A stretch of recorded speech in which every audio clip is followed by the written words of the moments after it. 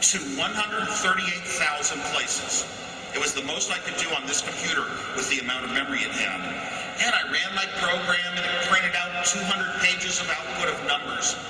And the very first line, halfway through, had an error. But it turns out that I had discovered an error in the computer, which they were able to fix. So there was a good benefit to that. While I worked at that company, one of the executives heard that I used to design all of the mini computers from companies like Hewlett-Packard and digital equipment. And he said, "Did you ever build one?" And I said, "Oh, no, I could never afford a single chip." Well, he had connections to the chip industry in Silicon Valley, so he got me chips to build this computer that I designed. And it had a little front panel, had a bunch of switches to dial in ones and zeros, and it had the button to push them into memory. And it was like computers that I had studied all my life. And I built this computer and built it with a friend. And the friend said, "You've got to meet this other guy who's like you, Steve Jobs. He went to our high school and he knows digital electronics." So Steve came over, and on the sidewalk we started describing the pranks we had played, the tricks we had played at school. And I had lots more than Steve, but he had some interesting ones. And then we talked about what we had done with chips. And Steve told me how he had built a device that counted frequencies, like the tone of a guitar string, and it would show it in a display. And I told him how I had designed all these computers. And then we talked about life, because we were both in our young 20s, and you're kind of seeking, the formulas, the philosophies, the religions of your life, and the counterculture was very strong in the San Francisco area back then. The 60s, the days of the hippies. And there was all this, I really admired this thinking, new thinking, saying we can live differently than people say life has to be. And I was always open to thoughts that were challenging the way things are today. But I wasn't going to become one of those hippies that use drugs and fly away, but I still admired them as people. Steve was more a true counterculture child, counterculture soul. He hung around with other people who had no money and basically wanted to figure the way to get around the world and travel and do things everywhere with no money. He made money occasionally selling electronic parts in used parts stores. It was called surplus stores, and he knew he had a real good knack for knowing if you could buy a switch for 6 cents and sell it to somebody for $60, they wouldn't know that you had gotten it for 6 cents. And I didn't like that very much. So I wasn't as much of that way as Steve.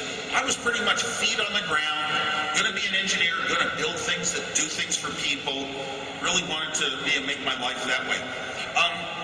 Steve read books about the few great people that moved the world forward, moved mankind forward. People like Shakespeare, Isaac Newton, Einstein. And he said there's very few of these people in the world that are the ones that move things forward, and everyone else kind of doesn't matter.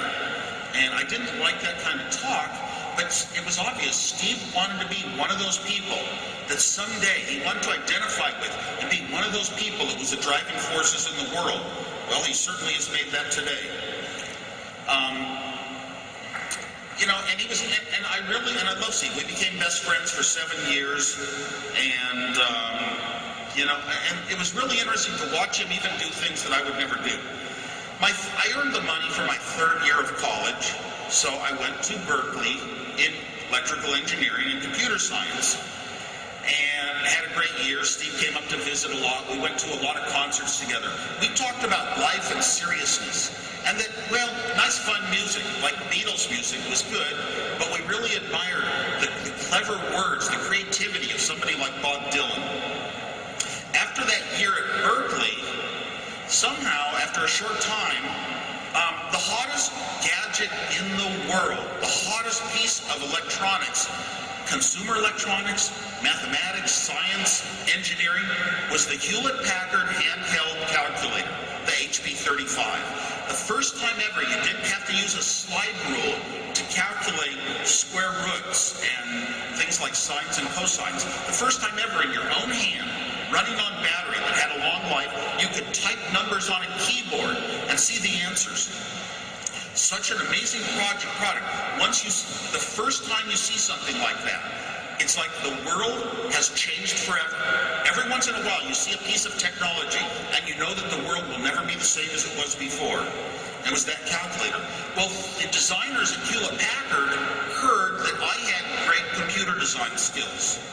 So they invited me in for interviews. They interviewed me and questioned me, and I knew everything about computers and digital logic.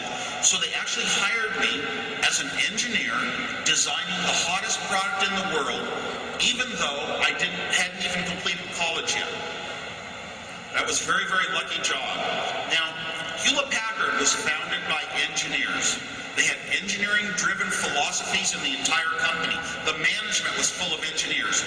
They said you should be able to talk to anybody, the lowest employee, the janitor, should be able to talk to the president of the company.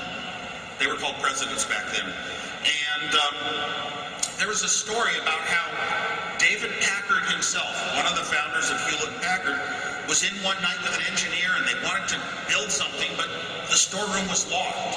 So David Packard took an axe and hacked the door so they could get in and get the parts when they needed. And then he instituted a policy in Hewlett-Packard that none of the laboratories would be locked. And they instituted a policy that when engineers design something of their own, for their own personal use at home even, they could have parts out of the storeroom if their supervisor approved.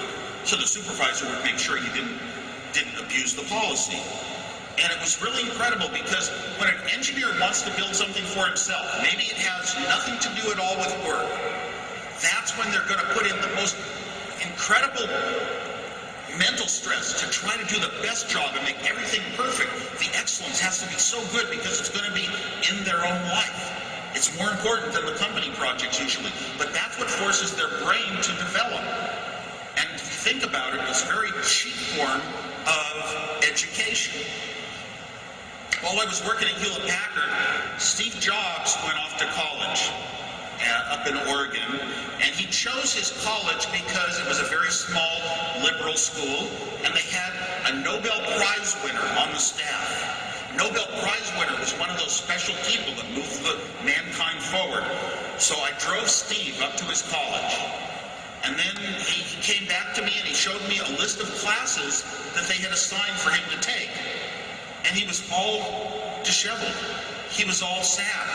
He said, I wanted to choose my own classes. They're telling me I have to take these classes. American literature, calculus, chemistry. I don't want to take those. I want to go take courses on Shakespeare and study the great people. I want to study quantum physics. And so Steve sat in a tent with his girlfriend for that first week of school and never went to one class.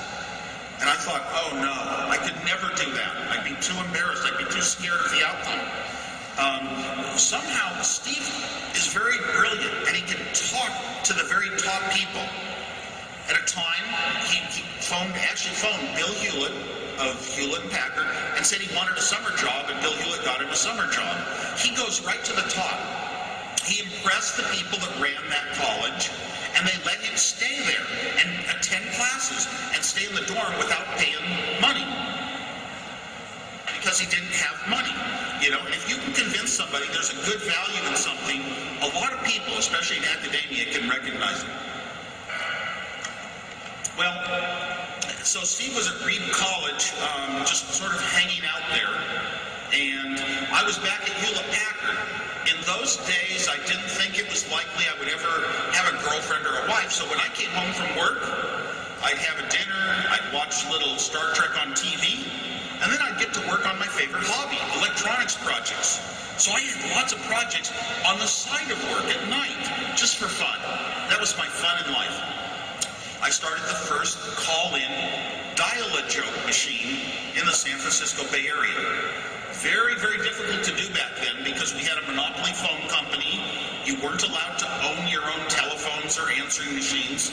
So I had to lease a very expensive machine to tell jokes. But I believed so much in humor. By then I had decided the worthwhileness of life is happiness. And my formula was happiness is smiles minus frowns. So if you can make somebody smile with jokes and humor, you're doing good for the world. Another thing, I walked into a bowling alley one day, and I saw the first video arcade game of my life. It was called Pong by a new company named Atari.